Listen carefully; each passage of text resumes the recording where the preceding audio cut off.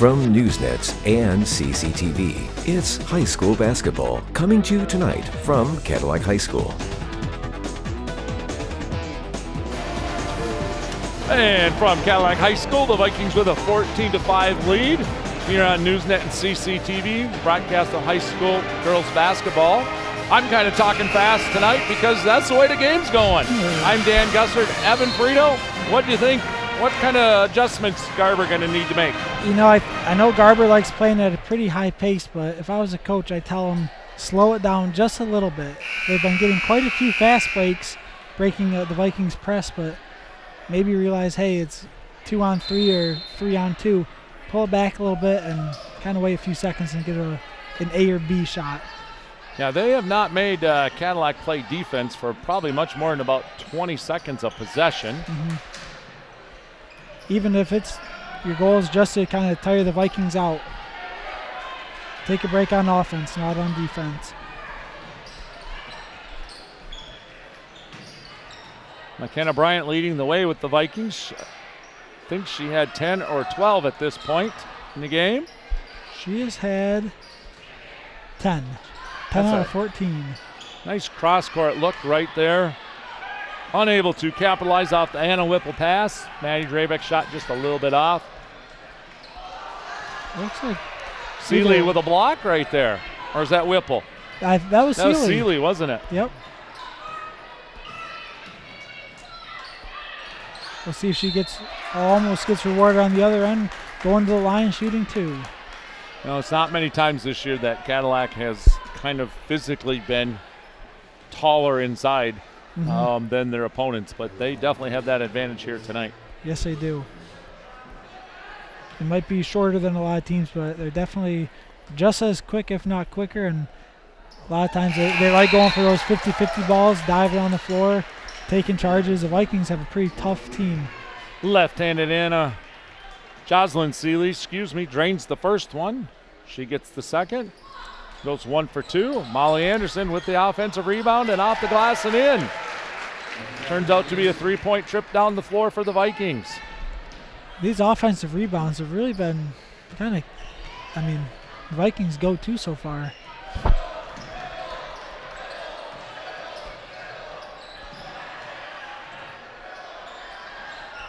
Vikings in their man defense. Essexville slowing down just a little bit on this possession, aren't they, Ev? I think they heard you. Vikings are playing real tight defense still.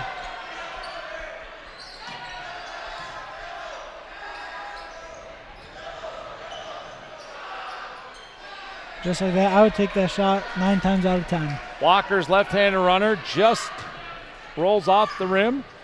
Vikings with a 12-point lead and the ball. I like that offensive possession Garber just had. A little slower, but they had a good shot of the basket. Didn't fall, but pretty close. Pretty unselfish possession right here by the Vikings, too, as they've really moved the ball from side to side well. Mm-hmm.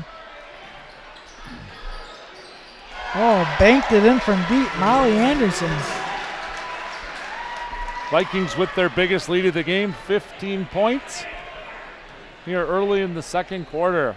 Vikings have pulled off their press and looks like they're meeting them kind of around the white or blue line.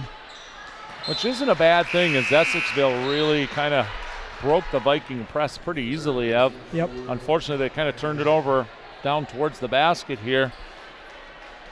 And that Viking half-court defense is so good. Mm-hmm. You can't blame them for taking that off. Kind of making Garber slow it down. And even if Garber wanted to, the Vikings are making them continue to play at their pace.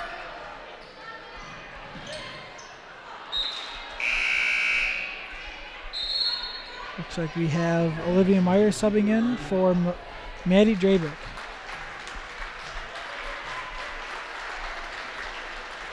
The Vikings have been able to sub at least 3-4 people on their bench and continue to keep whatever pace the original 5 are starting at. So it's good to have a deep bench, especially come playoffs.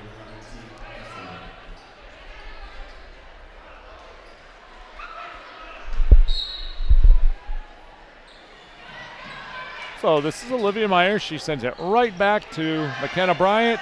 Steps in, Boy, you just can't leave her that open off of an inbounds. No, you can't. Nothing special right there. Yep.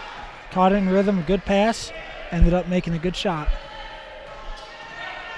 And you know that was going in just from how she held her hand up there and didn't move for half a second. You know it felt right. Rebound is corralled by Lauren Walker. Her shot is knocked out of bounds. Garber will maintain control. What do you think of those light blue unis that they have? I like blue, so in my world, I like it.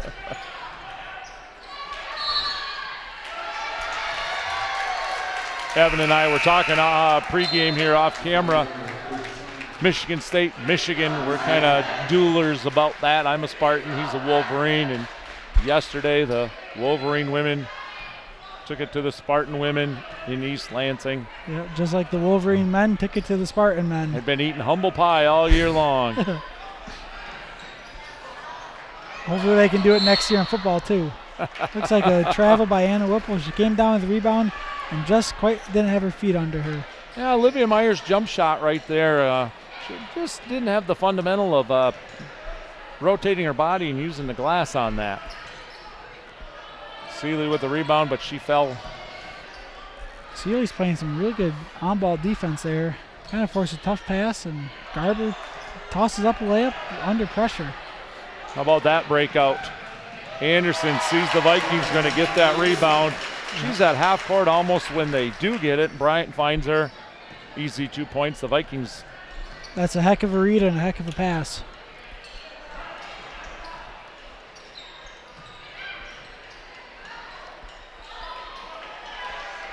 Vikings up by 20 with the ball. I think Garber slowing their offense down. They're definitely getting a lot more good looks. None of them are falling yet.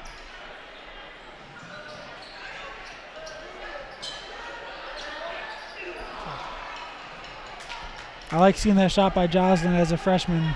Seems like earlier in the season she was a little bit afraid of shooting if she's open, but pretty soon she's going to be the go-to player on the team. So there's a nice three right there. That goes in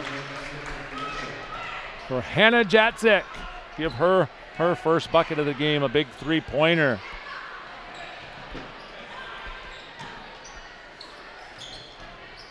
Looks like Garber's slowing down a little bit, maybe getting tired. I wondered about that. They have a pretty high-paced game going, but they do look a little tired. When the Vikings are passing the ball around the arc for a good 30 seconds each possession, it can get pretty tiring. And we've got a quick timeout, a 30-second timeout by Mike McLaurin and the Vikings. That'll give us a chance to mention the people behind the scenes here tonight, Evan. We got Hannah Crouch in the truck directing away. Camera crew, Spencer Olson, Caden Darrow, and Damian Brooks.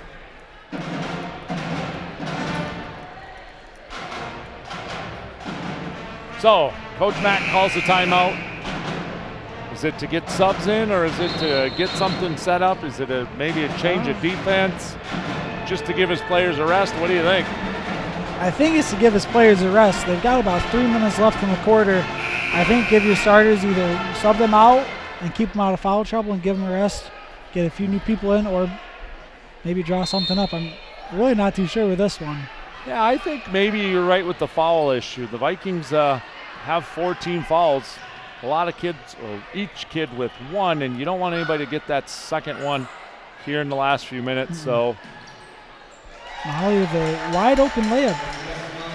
Kind of looked like a half a Euro step. It was, a little unconventional, but it went in.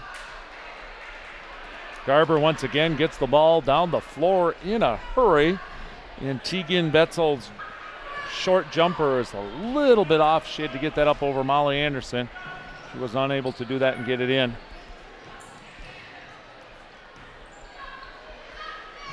Looks like Garber is sticking in a 2-1-2 press, maybe switching it to a 2-3 press, or not press, defense. Boy, the Vikings just moving the ball from side to side very well, making Essexville move quite a bit. That gets pretty tiring after a while if you're on defense. Great ball movement. It looks like the Vikings are going to get a wide open shot out of it, just off the mark. Long rebound heads out to number 30. She goes coast to coast. And once again, we see a basket by Lauren Walker, her second of the game. Even though it didn't turn out the way the Vikings wanted it, I would take that possession. A lot of ball movement. Got a great open shot, just a little bit off. Great pass there. Great pass by McKenna Knight right to Molly Anderson. That was a good read watching Molly cut down the lane. Michaela Knight is so unselfish under there. Her first look after catch is who's cutting where. Yep. Who's open. And that's just a great pass by a senior savvy basketball player. Yeah, and even knowing to look for that just takes a high basketball IQ. A lot of people watching film might be able to see it, but when you're on the court in the game, completely different. Yeah, you're right. That was a great cut by Molly to make herself open for that.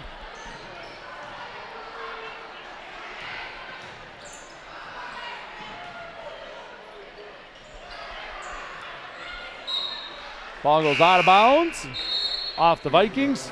Just over a minute to play here in the second quarter. We hope you're enjoying our broadcast here on Newsnet and CCTV. With the support of Pizza Plus, Cadillac Tire, and Fox Motors, we have been able to bring you both girls and boys basketball all season long. We want to thank again those sponsors for allowing us to do that. McTaggart with a nice rebound. We'll see what the Vikings do with 45 to go here in the first half. We'll see if they settle for one shot or try to get a quick one here. That's number 22 right there for the Vikings. Lorena Dostal. Looks like a kind of bad pass. Ended up being a jump ball, which Garber has the ball. 35 seconds left. We'll see if they try to slow it down and get one last shot.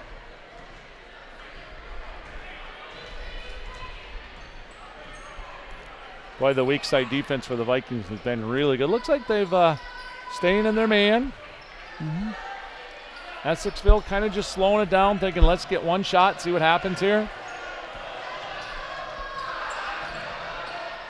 Great defense by Emma McTaggart. Garber was able to make the quick two.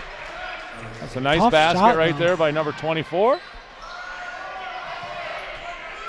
Jatzik gives her 5 for the game. Dostal. Great pass there. Great pass there. Great finish. And that'll bring us to halftime with Lorena Dostal's.